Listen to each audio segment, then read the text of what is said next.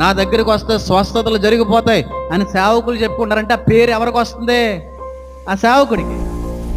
నా మందిరంలోకి వస్తే కార్లు కొనుక్కుంటున్నారు, నా మందిరంలోకి వస్తే ఆ బండులు కొనుక్కుంటున్నారు, నా మందిరంలోకి వచ్చిన వాళ్ళందరూ కూడా ఐశ్వర్యవంతులు అయిపోయారు, నా నా నా అని అన్న ప్రతిసారి కూడా ఆ మహిమ దేవుడికి వెళ్ళట్లేదు, నీకు వస్తుంది.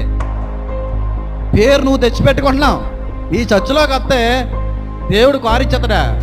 ఈ చర్చిలోకి వెళ్తే దేవుడు బండి ఇచ్చేస్తాడా? వాళ్ళ విశ్వాసాన్ని బట్టి, వాళ్ళ యొక్క భక్తిని బట్టి, వారి కొరకు చేసిన ప్రార్థన బట్టి దేవుడు వాళ్ళ జీవితంలో ద్వారాలు తెరుస్తాడు.